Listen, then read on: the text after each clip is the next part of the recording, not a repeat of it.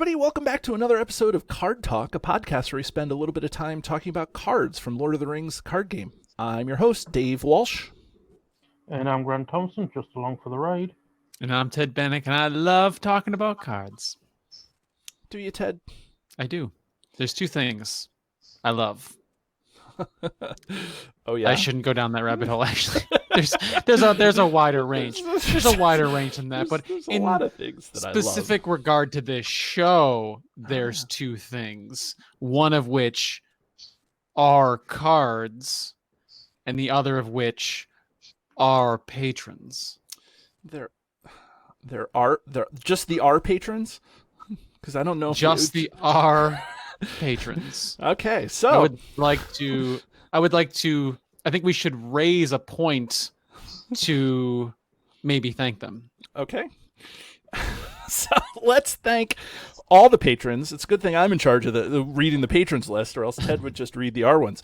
But special thanks to all our patrons who, without their help, would make this show not have you guys keep the lights on. That's what I'm trying to say. So if you're interested in becoming a patron, you can join right down here at patreon.com/cardtalk2018. Any dollar amount is welcome, but we get kind of embarrassed if you go above $1 million per episode, so keep it so we're not embarrassed.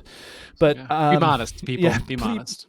Be super modest. So thanks to all the patrons, including Carl, Daniel, David, Jake, James, Jason, Joseph, Joshua, Justin, Kyle, Lou, Matt, Mike, Dominic, Niall, Phil, and special shout out to the R patrons, Robert and Russ. And then Sean, Steve, and Vardane has maintained his patronage of the show, even coming down off of his Ready Teddy level patronage. But that is so awesome to see him amongst the patrons of the show. So, yep. Thanks everyone for your support. Yeah, in an honest moment, it's really humbling to have all these people who feel that what we do is worth giving any amount of money for. So, just a note on the swag. We haven't had a swag update, so we're gonna let our guests sit in the sidelines even a little bit longer. There was a little bit of a delay with the swag, so expect that coming soon. If this is the end of October, early November when you're hearing this, I would expect that you're going to get it very shortly, whether you are, within the next month or so. So whether you're international or not, I'm hoping to get it out. So some evil delays. Yes, there has been there's a thing going on right now that I didn't know was going to get in the way of stuff, but fortunately, we've worked around all of those, and expect your swag if you are on the list of swag getters. That said, I was on the Lord of the Rings LCG players forum the other day, as I frequent on Facebook, and of course, it's like the best community in the world, right? I mean, the Facebook community, the Discord community, the Reddit community, everybody in all the community for LOTR LCG is amazing. And I saw this post by somebody. It was like, I'm thinking about running Hobbit decks, and I'm very interested in a particular card. And this happened 2 days ago, and I said to that guy after a couple of posts, a couple beers. I said, I got a couple beers, and then I responded, "Hey, why don't you just come on the show and talk about the card?" And he graciously accepted. So I would love to welcome to the show a new voice in the community, Joe. Welcome. Thank you. It's good to be here. Yeah, it's good to have you. Before we get into the card, let's find out a little bit about you, just so everybody has some idea. First of all, if you could give us your address and social security number. No, I'm just kidding. How long have you been playing the game, and kind of what's your relationship with Tolkien? And, maybe those are two leading questions that can start a conversation. Yeah, absolutely. So I've actually had this game since probably 2016. I tried it. It sat on my shelf for about closer to 3.5 years before I finally picked it up again. I just wasn't really interested in learning all the new stuff that came with it. Right. And I got stumped because I was playing Mono Tactics by myself.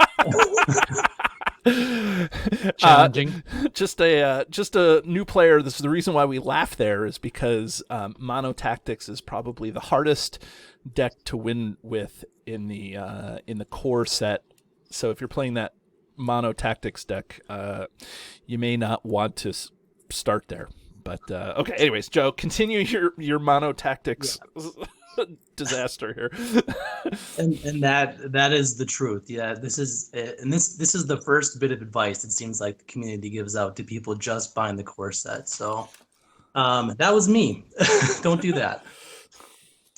But you ended up coming back, right? So here you are, right? Yeah, so then I have this Lord of the Rings or Tolkien just kind of kick, and I'm just like, I gotta read the books again. For some reason, I need to get back into this. And I thought, oh well, maybe I'll do the ACG, right, the digital version. I'll have to spend less money on cards, blah blah blah. I'm like, that just doesn't do it. I want the physical stuff. Mm-hmm. So I picked it up, and for whatever reason, I just talked myself through it, knowing my last experience. I'm gonna try a different deck this time, Right. and for whatever reason, it was different. I felt like maybe I was just more mentally prepared. I knew what I was walking into, but yeah, I've really loved it ever since, and it's become like the only thing that I really look forward to. Well, maybe not the only thing, but You must be married and have children. I don't think my wife would be watching this. Well, actually, funny enough, so my 7-year-old, I told her I was going to be on this show because she knows I'm obsessed with Lord of the Rings, and she goes, "Oh, are you retiring from your job?" Oh, that's cute. So apparently, the key to life and making lots of money is being a host of Lord of the Rings talk show. I'm sure you can attest. Yeah, we make scads of money thanks to our patrons. That's why we ask for the modesty of the patrons. Right. Stop with those $1 million donations. Yeah. We got enough. So it sounds like your relationship with Tolkien kind of was. You said you wanted to read the books and get back into it and all that stuff, but were you always a Tolkien fan, or? Actually, I would say yes. So going back to my earlier days, I'd read The Hobbit for school, and actually my mom really encouraged me to read The Hobbit. It wasn't until the movies came out that I was like, okay, I can put, my imagination wasn't flourishing maybe quite enough at that age, and The Hobbit or the movies helped kind of paint a better picture of what was going on in Tolkien's world. Yeah. So I could say the movies with the action, and that kind of thing, really. But then, you read. I got a little bit into Silmarillion, but I wanted the lore kind of stuff. That's why I figured this game, is going to help produce some of that in kind of a hands-on way. Yeah, that's one of the things that I really enjoy, and I'm going to actually shout out. I don't usually do this, but I listen to a Tolkien podcast called The Tolkien Road, and they were guests on our show at the beginning of the year in February, and that was one of the most fun shows that I had done because they didn't know anything about the game. We were just talking the lore a lot of the time. And that was a lot of fun. But if you're out there and you need a podcast to listen to about the lore behind Lord of the Rings, the Tolkien Road is very good, and it's super down to earth. That's what I like about it. There's a lot of podcasts that are very heady, and that's not necessarily what I'm looking for all the time. So I definitely recommend the Tolkien Road podcast. for our listeners. And, you know, Joe, I'm glad that you are looking for more lore, because I feel like there's just so much lore in this game. And Grant, he's our resident lore expert, but Please don't call me a lore expert. There's so much lore out there that I only know a segment, and I say no very skeptically. right. Well, okay, so Grant is our resident guy who can type silently into the internet while we talk, so he can research the lore guy. But you know, like, but for Grant, who has always been, you know, who grew up and reads this stuff voraciously, I think, you know, we all kind of can agree that this represents Tolkien's universe, maybe the best of any sort of physical game out there. Yeah, and that's my opinion. I'd definitely say the LCG has done justice to, especially the third age of Middle Earth, what we've actually seen in the movies, from The Hobbit through to Lord of the Rings, and it's given you some background throughout about like the second age, little snippets of the first age. Obviously, the LCG doesn't have rights to produce content on those eras as it stands at the moment, but you can feel the depth of knowledge within the game that says that there is more from the past to come. And I'll take it one step further, and I'll say that I think that this just reflects the care that the designers had for the Tolkien intellectual property. Like, they were huge fans of Tolkien, and to make something that's as expansive and yet not lose the flavor of the game or of Tolkien is really speaks to the design of the game. So, Joe, that was a lot of discussion that kind of that you inspired right there. So that's cool. Do you feel like the game has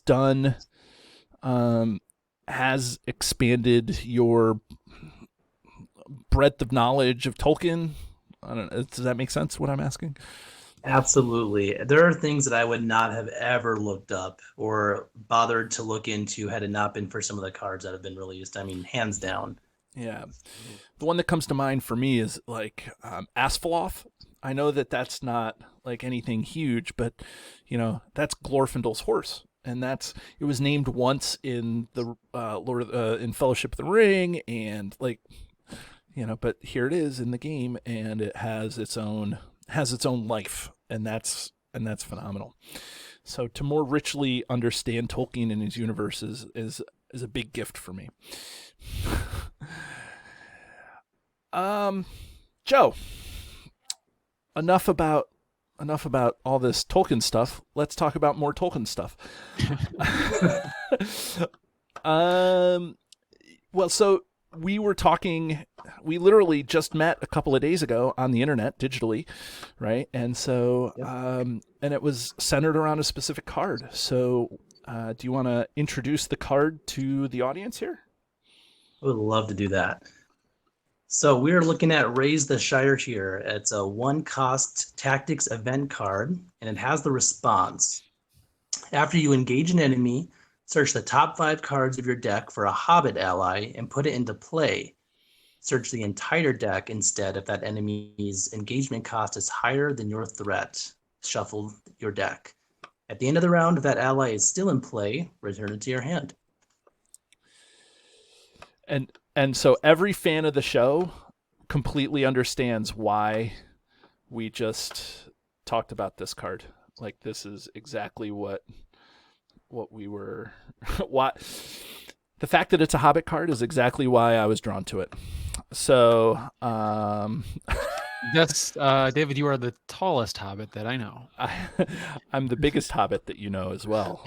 So Joe, you picked Raise the Shire. You wanted to talk about it, so I'll give you first crack here. What is your impression of Raise the Shire? Now, before I do that, I will tell the audience that I feel like because you haven't, like, you've only just gotten back into the game, that you may have a kind of maybe a slightly limited experience with this card. So so knowing that, I think that that's even more important for folks that are listening to the show, that if you haven't played the card A Million Ways to Sunday, then I think that that's good. So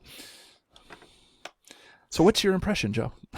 Yeah. The reason, so the first thing that came to my mind was the lore. Again, going back to that, and it's a part of the lore that you're not going to see in the movies. So I just think that the idea of the hobbits coming back to the Shire, realizing what's going on there, Saruman's on their doorstep essentially, and they've got to figure this out. They've got to rally the troops, and there's kind of an extra level of courage, and they right, they think they're going to be welcomed home, maybe, I don't know, and then all of a sudden, they talk about the green fields and on Mordor, Sam and Frodo, and that's not what's awaiting the return at all.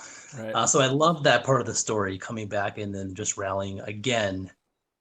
And then the card itself, as far as how do we put it into a deck, like you mentioned, I have not done really any work with hobbits, and so I still like you. That's fine. I mean, that's well, that's good. Yeah. So this was just one that I thought, you know what? I love card searching, and the fact that you can go into your deck, ideally you can go into your deck and take out any hobbit. There's just lots of combos that I think, based on some of the cards that I'd seen, would make for a great combo, and I believe there is that capability there. So what would be, like, in perfect Joe world, what would be the card that you go get? I suppose it kind of depends on what you need. So what I'm looking for is the hobbits that are going to trigger another response once you put them in play. Perfect World, I think, or one of my favorite combos is you have Tom Cotton out there, which is also very thematic. Right. And that ally that comes in is going to have +2 attack. Right. So I would say Odo Proudfoot might be a good one. I really like the idea. If you can fit that in there, he hits the board, and all of a sudden you get to search again for another top 5 cards of your deck for another Hobbit ally. Yeah, and that, I like Odo Proudfoot. I don't love him, but I like him. Not as much as Raise the Shire, I guess. In terms of comparative to this, comparing abilities, right? The tutor go look for card ability. They are strong abilities. Yes. It's very, very strong. Because Ted, what's the weakness of every card? Well, you see, the weakness of a card, David, is that you have to draw it in your hand in order to be able to play it. So Okay. Card effects like this are especially strong because they're almost like another version of that card, in a sense. Right. So if you're looking for Rosie Cotton, and you can put 3 of these in there and then 3 Rosie Cottons, and you will have 6 opportunities to go find Rosie Cotton, as opposed to just 3 opportunities to go find Rosie Cotton. Mm-hmm. So Grant, I was going to talk to Ted, but he I don't like him really much right now. So That's fair. So Grant, what's Too tall. I'm too tall. What do you feel about Raise the Shire? What's your story about it? Raise the Shire is great, especially if you're running a low threat Hobbit deck. Not so much good if you're running bears, but running Hobbits, it works. I like pulling out Gaffer Gamgee just to cancel an attack, or Gandalf Light, as David likes. That's my man, Farmer Maggot. To do an extra bit of direct damage. Rosie's a good choice just to get that extra boost on Hobbits and get it in your hand. It's an all-round good card, but you've got to draw it. Right.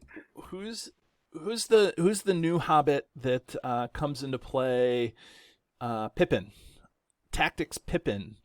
He gets +2 attack if he's attacking an enemy with an engagement cost higher than your threat, and then with the +2, if you have Tom Cotton in play, he's attacking for 4. That ain't nothing. That's okay, right? Ted, serious. Oh, go ahead, Grant. So if you're running a Hobbit deck, how often are you going to run Ally Pippin over Hero Pippin when you've got that engagement cost boost with Hero Pippin? I know. That's I think the big conflict there. Right. There are reasons, but okay, Ted, your turn.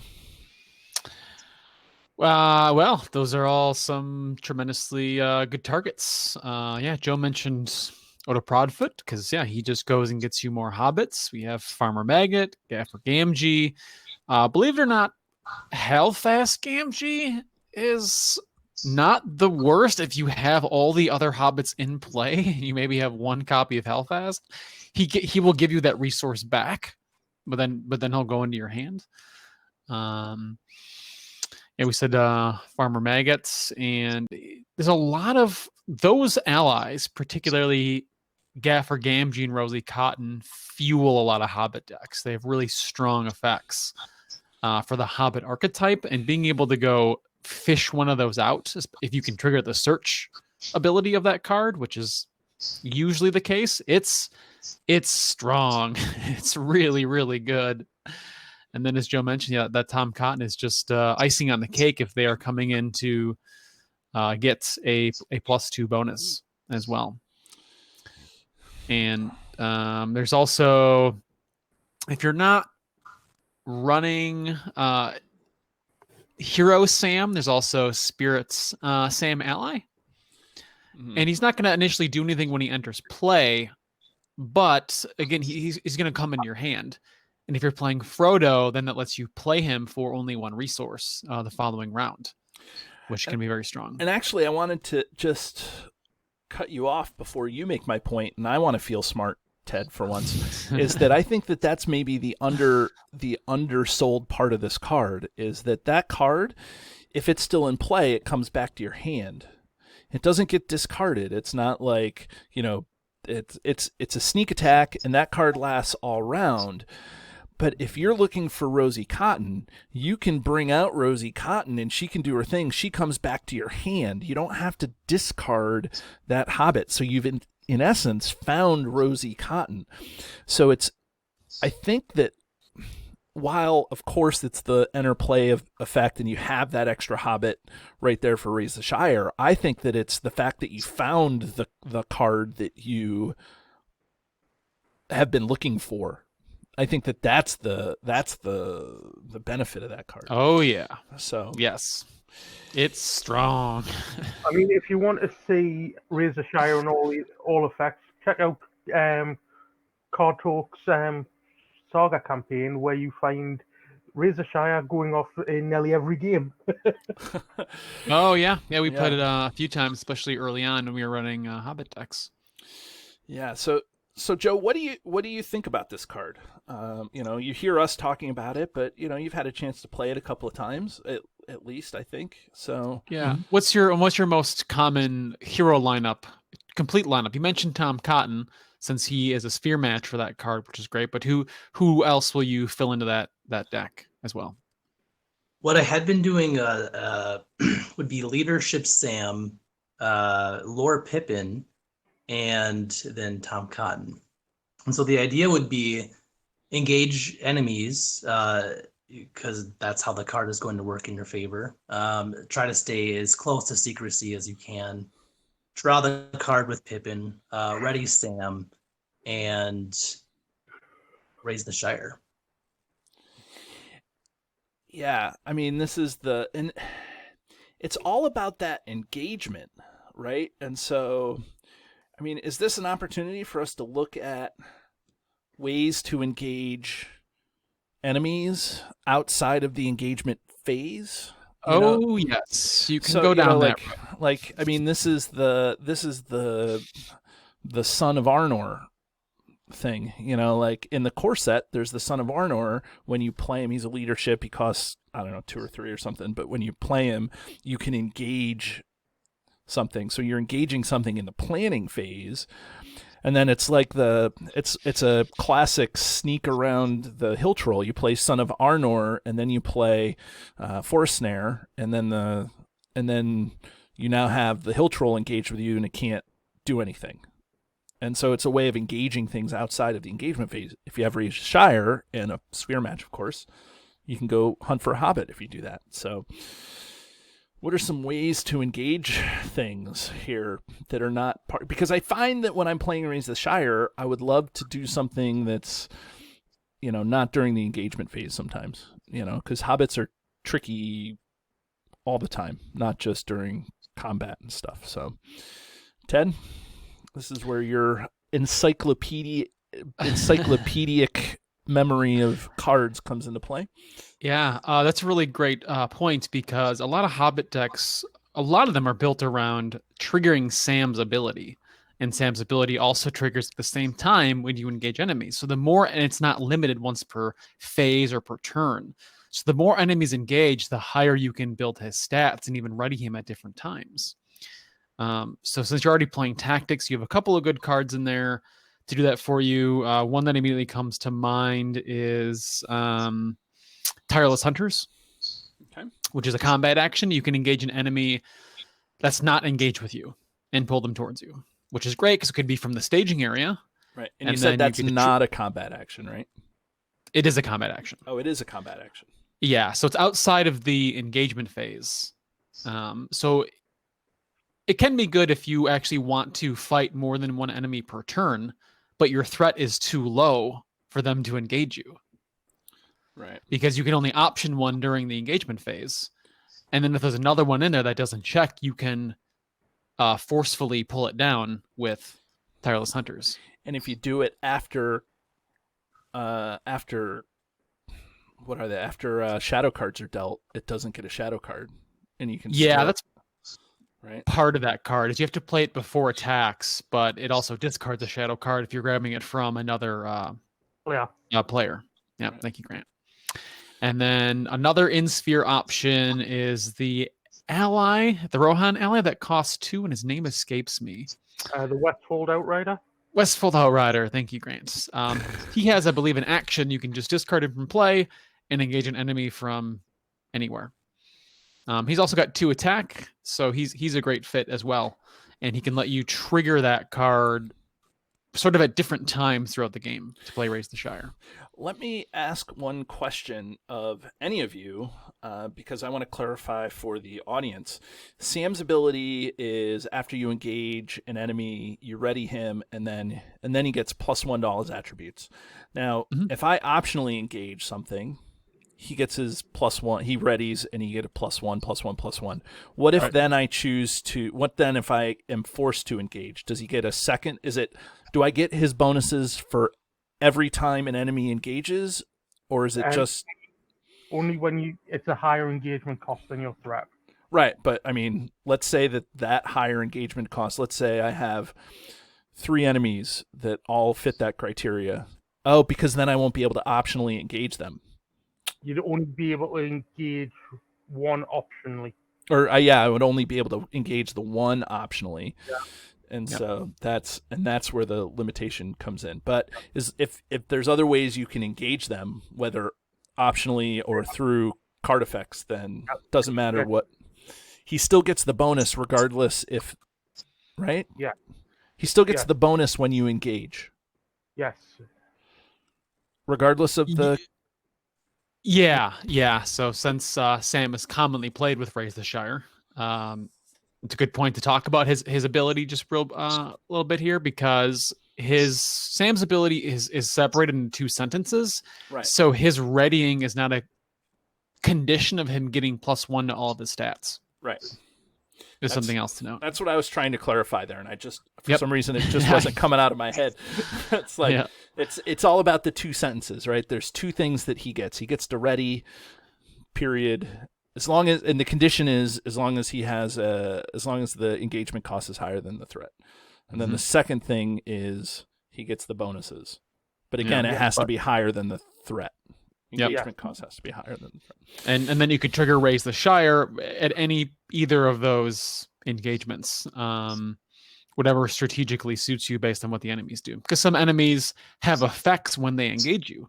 Right. That's a forced effect. When the enemy engages you, exhaust a character or deal 3 damage to a character, something like those. And you can strategically play Raise the Shire to have that ally interplay like afterwards or like in between when you're engaging certain numbers of enemies. Right. Joe, what do you think about all this stuff we're talking about here? I think there's one card, and this is probably not an ideal combo by any means, but isn't there a card where you can engage all enemies in play, which is probably a terrible idea? Is that Oath of Aoral? No, the the Hammer Stroke. Oh, the Hammer Hammer Stroke. Stroke. Okay. Yeah, me and Ted have already discussed this off air when we were playing the Hobbit decks. Yeah. I can't see it too many scenarios where that's ideal, but it's there. It's, if you want to have fun, I guess. Now, Yeah. about the Hammer Stroke, if you engage all of those and they're all higher than your threat, does Sam get Yes. Sam for gets every the- single enemy, right? Yeah. for each enemy engaged. So if Right. you've got 5 enemies with all engagement costs higher than your threat, you'll get a +5 boost. Right. I mean, that just makes Sam awesome, but it also then would trigger. I mean, it's hard to not talk about Raise the Shire without talking about Sam, because he's the guy that you're gonna do that. And then I think Tom Cotton is maybe the natural hero pick with there because of his bonus. But is there other heroes that kind of go with that you'd rather play with Tom to Raise the Shire? I mean, does it have to be Tom Cotton? I know what my answer is, but I mean, we played it without Tom Cotton because of the way we built the deck, but it all depends on how you want to run Raise the Shire. If you want to get the allies out and be big, beefy hitters, then yeah, Tom Cotton's probably the best way to go. If you're more sort of cancelling enemy attacks, then I don't think it's necessary. If you're going for, say, Gaffer Gamgee and you're just cancelling the attack each time, then I don't think Tom Cotton's as necessary. It's all down to how you play, I suppose. yeah. So, Joe, let me ask you a specific question about this. Do you think that this card has to be played in a all Hobbit deck, or can you play this in a Hobbit flavored deck? I mean, obviously you have to play it with some Hobbit allies, but do you want to make Right. sure that the top 5 has a Hobbit ally in it, or are you going to mainly rely on that second sentence that says, or search your deck if... Oh, I'm relying on that sentence all day long. I think it's possible. I mean, you might want to plan that carefully. Maybe add a Farmer Maggot or something like, if this is just kind of a gimmick that you think, hey, that might be fun to do. But for me, I'm running it in a thematic or more pure Hobbit deck, probably. Right. I was thinking, kind of, as you and I were discussing this the other day, like I was thinking, like, what other heroes that are not Hobbit heroes would go in this, and I was like, Leadership Aemir. But the problem is Leadership Aemir only gets or not leadership, a Tactics Aemir, only gets the benefit if it leaves play, and so Raise the Shire doesn't actually work with with Tactics Aemir because, Well, I mean, it could, because you could bring in a Hobbit to chump, if you, and then if you chump the character. I know, Yeah, but if, that's not if you were desperate to get the bonus, right? If you could, right. I mean, if you just need something to chump an attack so that you can swing back with, yeah. but then you're not bringing out Rosie or how fast you're going to bring out like the Cautious Halfling or something silly like that, right? Keen-Eyed Took is a favorite of mine. Right. I think it gives you ground to put the Westfold Outrider in there if you want to stick to a dual theme there. The Westfold Outrider, yeah.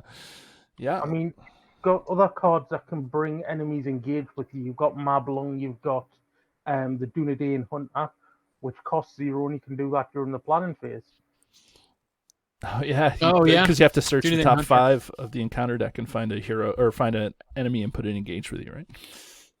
And it's got 3 attacks, so you put it into play, you get an enemy, you play Raise the Shire, you get Rosie Cotton out, and you've still got an easy way of killing that enemy because you've got the Hunter out for 3. Yeah, Grant brings up a real good point that the Dunedain archetype playstyle is all about engaging enemies, and they sort of can naturally pair with a lot of Hobbit heroes, such as Sam, such as Tom Cotton, Tactics Mary, and then you still have a thematic kind of win there, right? Because the Dunedain are sort of protecting the borders of the Shire. Right. And a lot of their cards, like Grant said, Moblung, when you engage an enemy, you get a resource. So if you have Moblung, if you have no resources, you engage an enemy, trigger the resource first on Moblung, and then you can now afford Raise the Shire. Well, I was Right. actually thinking of Low Mablung, which after Mablung enters play, choose an enemy to get +5 engagement cost until the end of the round. Then you may engage that enemy or return it to the staging area. Oh, right. I was thinking, I went to his hero version for some reason. So both versions of Moblung synergize with Hobbits and Raise the Shire, I think. So does Tactics Aragorn. Tactics Aragorn too, if you want to go that route. And then you've He's got, wonderful anyway. the Tactics event Wait No Longer. So you reveal 1 less encounter card by getting an enemy. Yep.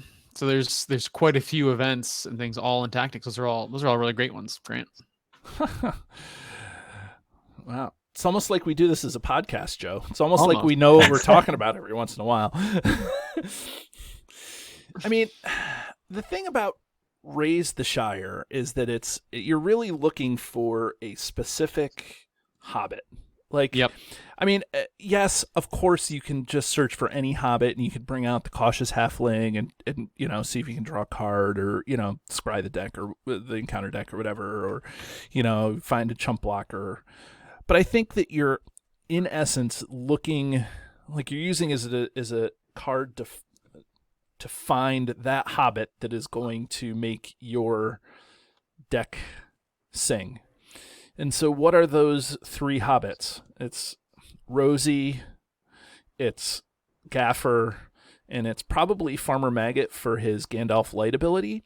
But I would say that Farmer Maggot is probably he may be the best now target, but he's probably the worst of the 3 for long term because of all those things that we talked about when we did the Farmer Maggot show. He's 3 tactics resource in a Hobbit deck, and a lot of things that you want to. A lot of times when you want to run a Hobbit deck, you're relying on speed. You want to get everything out, and all the attachments are 1 or 2 cost, and it always seems like you're spending your tactics resources on other things before you save to buy your tactics your tactics Farmer Maggot. So I think short term Farmer Maggot's okay, and maybe one of the better, but I think long term that's not it. I think that when you play this card, and this is my experience with Raise the Shire, is you may want to think not what can help me right now unless you're desperate, but think about what can help you long term. So that's where Rosie and Gaffer can come in immediately, and then he can feint and attack. And that's just as good as dealing, or better than dealing 2 damage to an enemy. So yeah, I'd love to have statistics. If we could get every player to track every card they've ever picked with Raise the Shire, and see like how many of them are Gaffer and how many of them are Rosie. Right. Well, Gaffer and Rosie came out relatively. I think they both came out in the Mountain of Fire pack. Gaffer Right. In Not Gaffer, Farmer Maggot and Gaffer, or Farmer Maggot and Rosie came out in Mountain of Fire, but then Farmer Maggot did. Or Farmer Maggot came out in Black Riders. Mountain of Fire. That's an old time joke there, Grant. You and I. That was before Ted joined the show. Yep. The dark times. Yeah, it was the dark times. It was the dark age. Yeah, it was the prehistoric times. But in my mind, at least, that's what. I guess what I'm saying is that those numbers may be skewed a little bit, Ted, because yes, the cards have been out. I mean, Gaffer is a relatively recent addition to the card pool, but Agree, absolutely. But Joe's first point of Odo Proudfoot, Joe, I think that's a great target that I didn't actually consider until you mentioned it, because he's also very recent to the card pool, and yeah, you get Odo, and you got Tom Cotton. That's a great play right there because he comes into play, gets 3 attack, and then you search for an ally, and then you play him next turn, and then you search again. So Raise the Shire without a Proudfoot is yielding you potentially 3 characters to your hand. Because it's Odo, the card It's that Odo, he's getting, and then the turn he enters play, right, and then next turn, you raise the Shire that was 1 card, is now 3 Hobbit allies. Right. So it seems okay waterfall. for 1 resource. But then you have to pay for him to come back into play, right? Like, and that's the. True. I get 3 resources total. It's funny because it could potentially get you 4 hobbits. Follow my logic here. This is where my logic goes. Joe, you can see if this makes sense too. So if you raise the Shire and you get Odo Proudfoot, you put Odo Proudfoot into play, and then with Odo Proudfoot, you get a second copy of Odo Proudfoot and then chump the first version of Odo Proudfoot. And then you play Odo Proudfoot during the next planning phase and then get a 4th Hobbit, right? Is that no? Why not just not chump the original Odo Proudfoot, right? That's certainly down the Hobbit hole there, David, but you're right. I don't think I'm right. I don't know. Joe, does 2 Odo Proudfoots counts as Proud Feet? Does that count as 1 or 2 hobbits? I don't know. Well, so you would chump before the. How would you get them both? You wouldn't have them in play at the same time. No. But you would chump the one with an attack, or with because you bring him out because you had to engage the guy, and then with the Odo Proudfoot, you go get the other Odo Proudfoot, his twin brother Odo Proudfoot, and then you can put the second one into play during the next planning, and that digs for another set of hobbits. I think this is one of those weekly or those daily achievements on Rings DB. That's what this is. Go ahead, Ted. Okay, so I'm like, well, let me just peruse to the other great targets. Bilbo Baggins is also a great target too. Because he can scry for a pipe, right? When he enters play, not played from your hand, you get to search for a pipe attachment. So if you're going to play Spirit, then you can go fetch yourself out a Hobbit pipe to have in your hand, and then you play him again, or a spare pipe, spare pipe. That new spare pipe is phenomenal, which then allows you to go get. Yeah, so the spare pipe gives you +1 willpower, +1 hit point, and it allows you to go get an event. So now you can play Raise the Shire, play Bilbo, go get a spare pipe, put the spare pipe in play, and go get another Raise the Shire to go get your Tom Cotton. Oh my God! Ah! Okay, not your Tom Cotton, your Farmer Maggot. Sorry. Go ahead, Ted. What are some others? What'd you say, Joe? I think the Shire's been raised at this point. Yeah, right. Yeah. The other great targets aside from non-uniques, I mean, you might be at the point too where you have Gaffer and you have Rosie, and those are the key ones you're looking for. But you have another copy of Raise the Shire, right? Because that's what you've drawn into. Just other great targets that we should go ahead and mention. The Sheriff of Bywater is okay because he gets. I was going to say I think he's better than okay, but I'll give you okay. Yeah, because you're probably engaged with something that is higher than you're engaged, so he's already coming in for 2 attack. For 2 attack, right? So he's 2 attack when he hits the board. If you happen to already have Farmer Maggot, or you have, you have your Pippin or whoever, your Halfast, whoever it is that you're searching for. And then the other one I was searching for, again, this is just to put him in your hand, is there's that new leadership Hobbit, the Archer. The Hobbit Archer. Yep, and he's ranged and gets, I think, a bonus when you attack a higher engagement cost. Yep, he gets +1 attack. Yep. Yeah.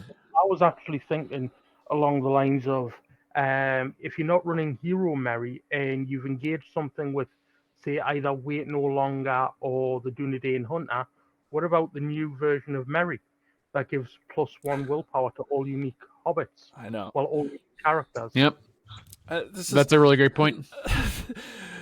So, Joe, I think Raise the Shire, basically it says, go get any hobbit that you want because all of them will be useful somehow, some way.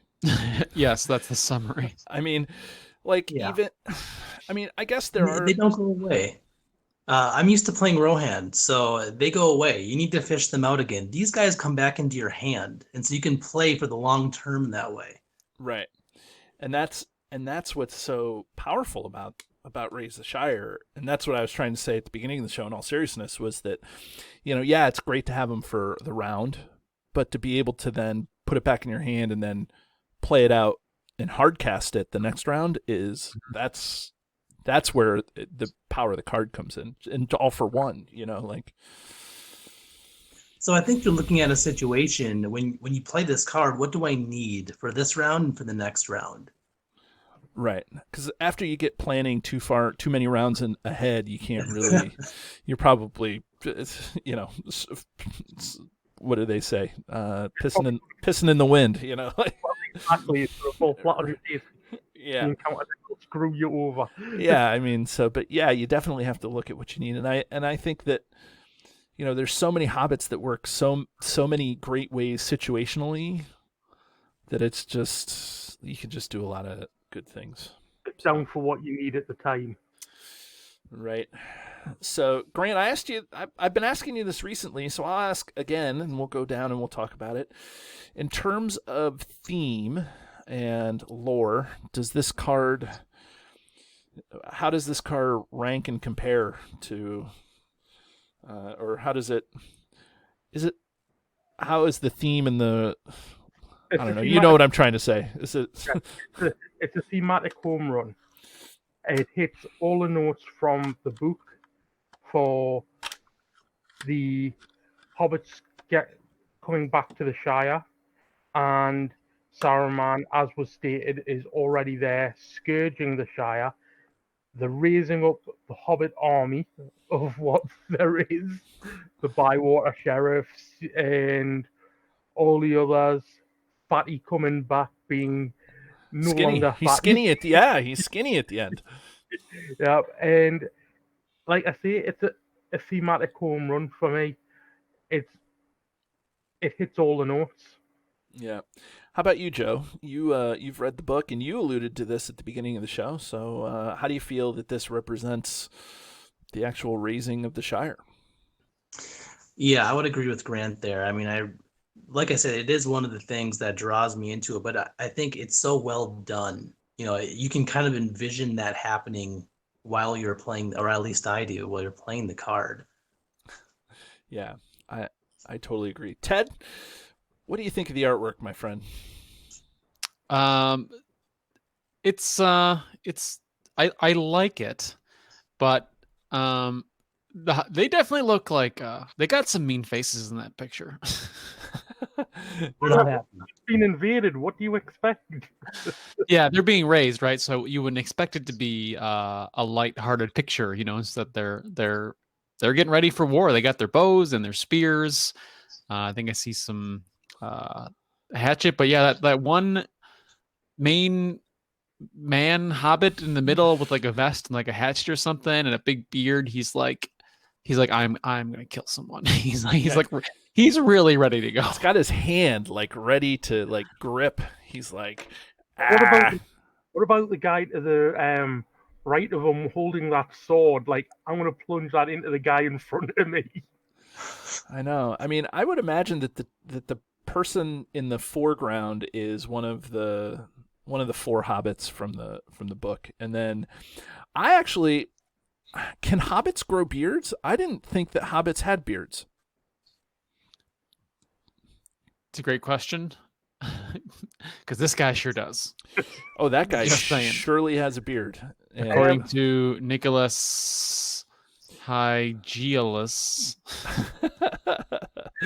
Sorry, Nicholas. They do. The film shows Hygielus. as far as the films and what have you, no, they don't get beards, but I can't see them not. I think it's just something that was overlooked in the films because hobbits are always portrayed as small children in the eyes of men. So I think to make that easier when filming, they just said, right, we're shaving off all the beards. Yeah, they're usually written and described right as children, and children don't have facial hair typically. Yours don't? I was gonna say, I was hesitating because I think my daughters actually listen to the show every once in a while, and I would hate for me to say, "Well, my 10-year-old daughter has a beard." Oh, she's a dwarf child, is what she is. She's not a hobbit child. Right? Yeah, he's kind of that hobbit's kind of bordering almost dwarf. Maybe You know, kind of getting there with the face, but the body's still very hobbit. But yeah, it's great picture, great artwork. Awesome. Maybe he's a hybrid between a hobbit and a dwarf. Yeah, he's a dwabbit. Mm-hmm. He is raised for Actually, battle. that's what the card says. It says, "Go search your card for a hobbit or a dwabbit." Yeah. Get us back on track. Yeah, Okay. I think it's a great card. I personally am ready to ring this bad boy.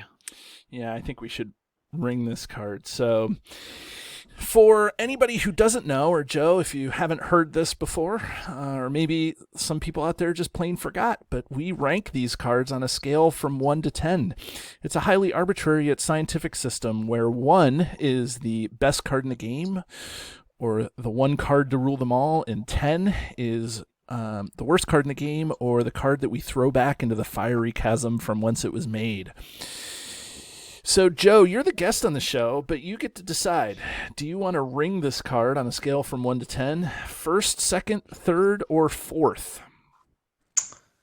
I will let you guys do the honor, and I'll go last. You'll go last. So I can steal your opinions if I need to. Okay. That's great. Just kidding. No. We have lots of opinions worth stealing. Ted, go ahead. You're first, buddy. Yeah, I'm going to ring this card a 3. It's quite strong. Being able to search your deck conditionally is a very strong effect. And the fact that it has that on there for one resource, for the other condition, I guess it's got 2 conditions, right? 1, you have to engage an enemy, and then 2, you have to have your threat lowered to get the deck search. Otherwise, you just do the top 5. It's a very, very strong effect that earns a really high rating. As we discussed, all the super great targets there are for this card. And the reason I don't rank it higher, like a 2 or a 1, is because you can play it outside of the Hobbit archetype that we discussed, but it fits. A lot of those allies are also kind of fit within the archetype itself, like Odo and Farmer Maggot, and Rosie you can get by with just one single hero to boost, one Hobbit hero, but they all fit within that archetype, and that's why it's not higher, but it's a very strong effect. Okay, Grant, what do you think? Well, in a Hobbit deck, I'm going to give it a 3. Outside of a Hobbit deck, I'm giving it a 6. Whoa, going back to Sylvan February. There's no halves on the show, Ted. Didn't you get the memo? That's his average. Yeah, I've been told that I'm no longer allowed to give my half ratings. When do you ever listen to me? I sent a memo to you. Did you get the memo? I'll get the card talk memos. Ted wrote it. All right, so I don't actually have to listen to it because Ted wrote it. Yeah. Oh, I get it. But no, I'm giving it a 3 for a Hobbit deck, and mainly down to the functionality of it, and 6 outside of a Hobbit deck because it could still prove beneficial. Again, to say Rosie Cotton or a Farmer Maggot out if you just need that little extra boost. Mm-hmm. Well, when I'm looking at this card, I have a lot to say about this. So, Joe, I'm sorry that you have to put up with it, but it has Hobbit somewhere on the card. Yeah, if it has, so just give it a 1 and you're done. And if it has a dwabbit pictured, then that's fine. But no, seriously, I think that this card is good in a Hobbit deck. I think it really is. And, but I think that you can run, if you have what I call a Hobbit deck where most of your cards are Hobbits, I think you run that deck probably already able to pull out Rosie, or like you're able to deal with stuff pretty early on because you have stuff going on at this point. With Messenger of the King Rosie, you can have Rosie Cotton already out there, which is probably a big incentive to use Messenger of the King, because she is phenomenal as a hero. And so I think that this card is pretty good in a Hobbit deck. But where I think this card shines is if you have, if you're trying to get Hobbit flavor in a deck. I think that, and I touched on this earlier in the show, like, I think if your whole deck is Hobbits, you're probably pulling in, there's a lot of unique Hobbits. There's actually more unique Hobbits than non-unique Hobbits in the game, which is kind of an interesting sidelight. And so, so if you are trying to play the game with Hobbit flavor, you have a tactics hero like Boromir, which would be flavor. That would be flavorful. But, like you have Boromir as your tactics hero, and then you may have Pippin, lore Pippin as a lore hero for the engagement cost thing.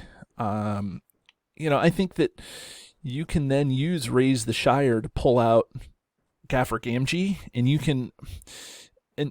but you don't have to have a deck full of Hobbits to do it, because I think you are going to be relying, like Joe said, on that second part of that. If it's you want to search the entire deck. So I think that this card really is helpful all the way around, but I think it's almost like one of those things, like this becomes, if you're playing a Hobbit deck in late game, it just becomes a reason to get Farmer Maggot back out. Like, it's just a reason to get Farmer Maggot to go into play, and then having to be able to do that 2 direct damage. And because you probably already have Gaffer out, and you already have, so I think that in the end, I think that Hobbit decks can work around Raise the Shire okay, especially with Odo Proudfoot. But if you have a Hobbit flavor, you may want to include this deck so that you get to your Hobbits that you have in that deck more quickly. All of that to say is that I think that this goes in both decks pretty good. So I'm going to have to give this card 3, I think, for either a Hobbit or a non-Hobbit flavor deck. And obviously it's useless if you're not running anything with Hobbits. So that's something to consider. Like, it's a non-pro if you don't have any Hobbits in your deck. Yeah. So Joe, that was a big lead up into you. So hopefully you have a lot of ideas now that you have stolen from us, and you can synthesize them into something more coherent than what we presented. So go ahead. Yeah, I think it's in my my limited experience with Hobbits, I'm tempted to go a little bit closer to 2, but I would say 3, because there is that condition of the higher. I mean, you gotta have lower threat, and it can whiff if you don't have that. So there's a high chance. What is it? The top 5 cards if you don't meet that condition. So I would say 3, because for me it's a 3 of auto include if you have the resource match in a thematic straight Hobbit deck. So outside of that, I would agree with Grant. It's probably somewhere around a 6 or maybe even a 7, unless you have a specific idea for it. So I'm going to go officially with 3. Okay. And Joe, you actually bring up a really good point. Let me just ask this last question before we close out the show to the guys, and of course you, Joe, is that do you build around this card? Like, in terms of like auto include, but build around it. Like, you're like, hey, I really need Raise the Shire in here because I'm going to need to get this Hobbit out. So Ted, you're good at interpreting my questions. Yeah. So basically you're just kind of wondering is when to include this card and when to count on including this card. And you really can't. The goal of the card is to find the Hobbit ally that makes your deck work, whether that's Gaffer, Rosie, Farmer Maggot, whoever. And this card does exactly that. But even this card by itself and the ally itself is not enough. You still need to draw one of them. And inside the archetype, you have Lord Pippin, which like completely synergizes with everything. So usually that's enough. But again, if the card makes your deck work, you're still going to be including other cards like Daeron's Ruins. If you're playing lore and have fast hitches on your hobbits, you may consider running Peace and Thought because that draws you 5 cards. So you can't rely on this. It's just part of the card draw engine. It's just one of the cards. It's another card to get you another hobbit that's very efficient at it. But you need more card draw aside from this. Grant, what do you think? I think this is a card you put in to help get what makes your deck work in a Hobbit deck, whether that be Rosie or Gaffer, like Ted said. And you're not just going to run 3 copies of Raise the Shire to try and get this card out, because you might go through the 46 cards of your deck, and the last 6 cards are Raise the Shire and the 3 cards you need to make your deck work. So yes, you need other cards like Peace and Thought, Daeron's Runes, Pippin, Deep Knowledge, whatever card draw engine you're running with it, to help get you to the point of getting the card that you need to make this deck work. Is this card going to make this be the focal point of your deck? Razor Shire going to be a focal point of your deck? No, it's going to be the card that you're targeting with that could be the linchpin of your deck. Generally speaking, you don't really want one card to be the linchpin. Generally, you want that to be your heroes. But there are certain cases, like in the Gaffer Gamgee deck, Gaffer helps make that deck work. Yeah, he's a whole deck by himself. Yeah, pretty much. But the deck works without Gaffer coming into play. We've seen that in a couple of our test games. Where we never got Gaffer out and we were able to win. But it's a focal point, but it's not the be all and end all of the deck.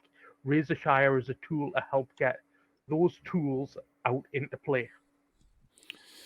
And Joe, what do you think? Is this a staple you have to build around this card, or is it, as Grant says, the grease that helps the Hobbit engine run? I think it's more of a grease. I think if you are relying on drawing this card, you're not building your deck the best that it can be. So, that's a great way to summarize everything we just said in less words. Yeah. Thank you, Joe. This is why we have Joe on the show. It's because he knows what we're saying. Right. Well, Joe, thanks so much for kind of spur of the moment practically coming on the show. Like, I don't even know how much of the show you know, really. I was just like, hey, you want to come on an episode? And you very graciously were like, yeah, let's do it. How much are you paying him, David? I told you we can't go and spend more money on guest episodes. Yeah. Joe, your check is in the mail, buddy. All right. Well, I really appreciate being on because, as I said, I am a fan. So it was last moment, but I think it was. Yeah, I'm enjoying myself. Oh, that's good. That's good. So there's one person that's enjoying themselves for the show. That's good. So, well, Joe, thanks again so much. Thanks again so much. Is that how you say it? Thanks so much again for joining us. Would you like me to summarize that? Yeah, please. Here's what I'm going to do. I'm going to give you the whole back catalog of the show, and you're going to release a new podcast that's just the show in 5 minutes. You're going to be like, here's what they're saying. But thanks again. Who knows what you had going on tonight? So, and David, you're meant to be a teacher. I am. This is what we do. We draw out lessons. We take 5 minutes of material and somehow we make it 55 minutes long. It's perfect. Okay, I can see that it's my time to close the show. So, thank you everybody for joining us, and join us again as we talk about more cards from the game. Have a great day. Do you love the content? Here's what you can do to stay connected. Become a patron. The money collected through Patreon goes into keeping the lights on here at the podcast. We love our patrons, and you can join at many different levels. Visit patreon.com/cardtalk2018. You can subscribe to us, whether you're watching our YouTube channel or you're listening to us in your favorite podcatcher. Hit the subscribe button to get notifications of all our new episodes. Didn't know we were an audio podcast? Find us by searching Card Talk to get access to our 120 plus regular episodes. Didn't know we were a video channel? Find us by searching Card Talk LOTR LCG on YouTube. And there you can find not only our regular episodes, but you can find our bonus playthroughs and other content related to the game. Want to get a hold of Ted, Grant, or myself? Feel free to email the podcast at cardtalk2018@gmail.com.